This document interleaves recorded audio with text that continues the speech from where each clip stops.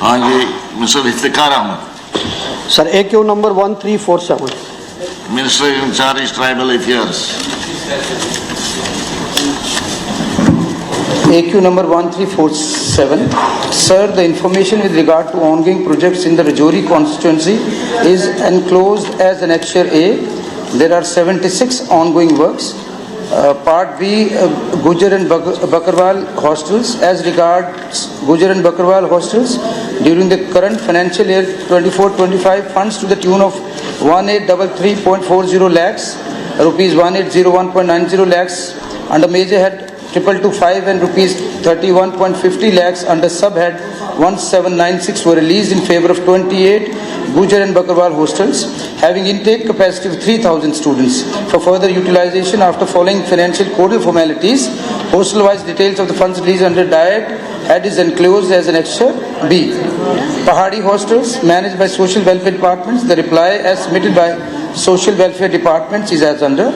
The grants financial allocation stands rupees 294 lakhs has been released by the administrative department under diet head for the financial year 24-25 and the grants has been disbursed for intake capacity of 700 inmates in respect of 9 boys girls Pahadi hostels.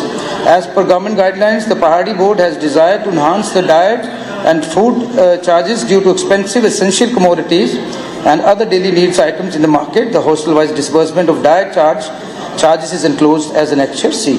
Part C. No diversion of funds has been made as reported.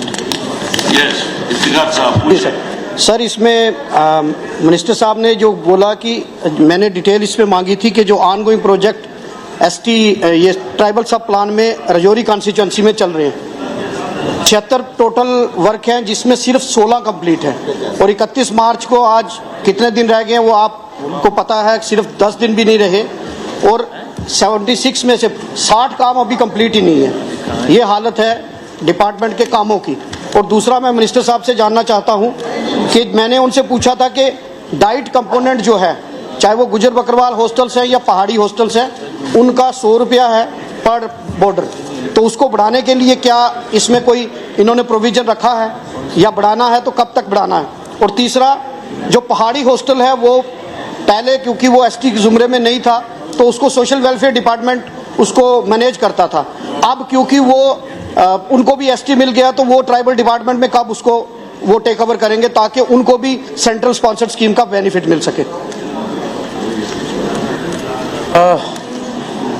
Sir मैं कहूँ जो funds are release on the basis of 2011 census और proposal for release of funds for inclusion of ST2 has been submitted to the government of India और as far as Pahari hostels are concern तो वो एक list हमारे पास है, वो अगर चाहो तो मैं पढ़ के सुना देता हूँ। और बाकी जो आपकी रिजर्व बढ़ा रहे डाइट के प्लान में आप इसको बढ़ा रहे हैं या नहीं बढ़ा रहे?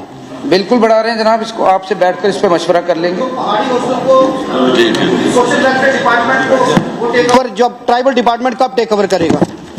चलो ये आपसे बैठकर मशवरा कर लेते हैं जनाब, अफसर भी बैठेंगे हम और आप बैठकर इस पर तफसील से हम जानकारी लेंगे। धन्यवाद।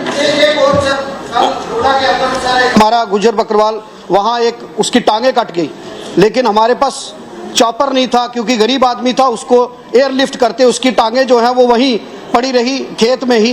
तो बड़ा अनफॉर्चुनेट इंसिडेंट है कि अगर हमारे पास भी चॉपर होता तो उसको हम एयरलिफ्ट करते और उसका भी इलाज हो सकता। और ये बड़ी बदकिस्मती है सर कि अगर उस हमारी स्टेट के पास भी फैसिलिटी होती तो गरीब आदमी को हम एयरलिफ्ट करते और उसकी जान बच सकती।